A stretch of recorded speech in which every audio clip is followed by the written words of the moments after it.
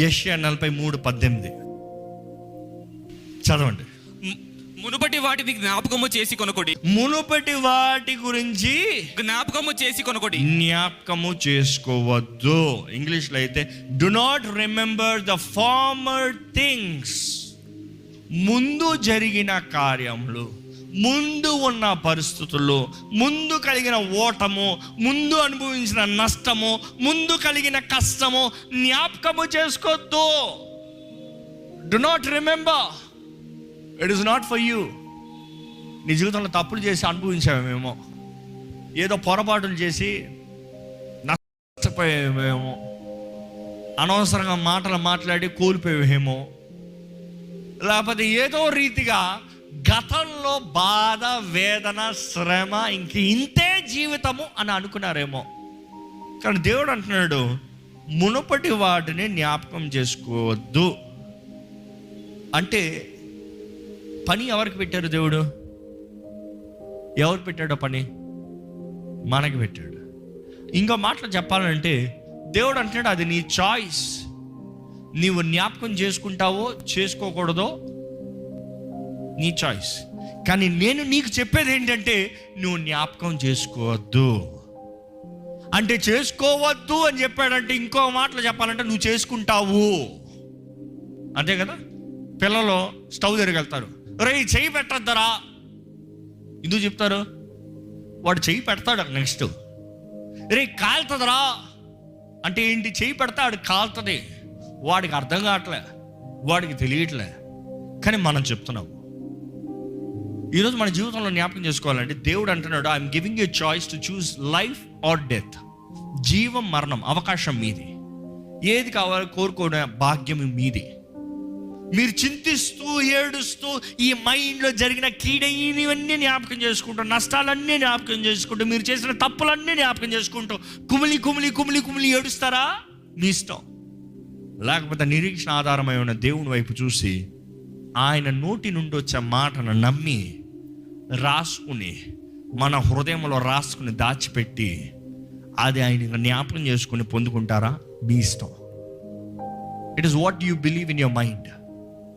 ఈరోజు ఎంతోమంది జీవితంలో ఇది జరుగుతలేదండి. దేవుడు అంటున్నాడు, do not remember the former things. గతాన్ని జ్ఞాపకం చేసుకోవద్దు.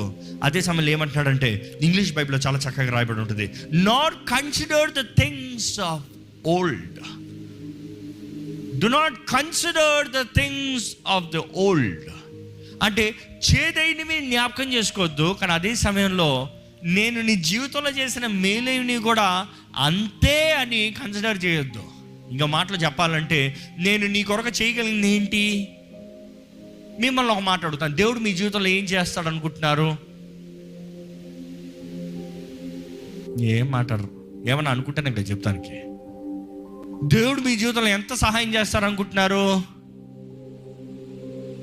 ఊహలో చెప్పాలంటే గతంలో రెఫరెన్స్ తీసుకుంటారు.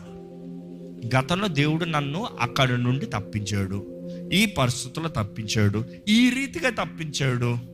చాలాసార్లు మనం అంటాం, అప్పుడు చేసిన దేవుడు ఇప్పుడు కూడా చేస్తాడు, అప్పుడు ఏం చేశాడు అది చేశాడు, సో చేస్తే ఆయన ఎంత ఇంత. చాలామంది చింత ఏంటి తెలుసా? దేవుడు నాకు ఇంతవరకే సహాయం చేయగలడు, దానిపైన చేయడు. గతంలో ఎప్పుడో అప్పులోడు వచ్చాడు, దేవుడు సహాయం చేశాడేమో, కానీ కొంచెమే ఎవరి ద్వారా పంపించాడేమో, మీకు పాఠం నేర్పిస్తానికి కొంచెం మీరు కష్టపడి కట్టండి రా అని చెప్పాడేమో. మీరు ఈసారి ఏమనుకుంటారు తెలుసా? అప్పుడు కొంచెమే ఇచ్చాడు, ఇప్పుడు కూడా కొంచెమే ఇస్తాడేమో. అందుకని దేవుడు నాకు ఇక్కడ తెలియజేయబడుతుంది, డు నాట్ కన్సిడర్. నన్ను లిమిట్ చేయొద్దు, నా శక్తిని లిమిట్ చేయొద్దు, నేను మీ కొరకు చేయగలిగిన కార్యాలు లిమిట్ చేయొద్దు. ఇశ్రాయేలీయులు కూడా అండి చరిత్రలో ఎప్పుడు చూడండి అద్భుతాలు చూశారండి, కానీ ప్రతిసారి ఏంటి తెలుసా? They were limiting God. కర్ర పాముగా అయింది, నీరు రక్తంగా మారింది, వడగళ్ళు పడ్డాయి, లోకస్ వచ్చింది, ఇవన్నీ చూస్తాను. ప్రతిసారి వారు ఏడిపే కానీ మేలు ఎక్కడ కనబడిందా? వారు ఎక్కడైనా సరే వండర్ఫుల్ దేవుడు అప్పుడు చేశాడు, ఇప్పుడు ఇంకా చూడు గొప్పగా చేస్తాడు అన్నారా? చివరికి మనం చూస్తాము, ఎర్ర సముద్రం దగ్గర వచ్చినప్పుడు వారు ఏడుస్తున్నారంట, బిగ్గరగా కేక వేసి ఏడుస్తున్నారంట. ఏంటి, దీని కొరకైనా మమ్మల్ని తీసుకొచ్చింది? అక్కడే బానిసలు ఉండేవాళ్ళం కదా, ఇక్కడికి వచ్చి చంపుతాను తీసుకొచ్చాడు మమ్మల్ని, ఇందుకు మమ్మల్ని చంపుతున్నాడు దేవుడు అని ఏడుస్తూ కేకలు వేస్తూ దేవుని దూషించారంట. దేవుడు అంటాడు, don't limit me for the past. అవసరమైతే ఎర్ర సముద్రాన్ని పాయలు చేసి దాంట్లో నేను ఎండిన నెలలో నడిపించే దేవుణ్ణి.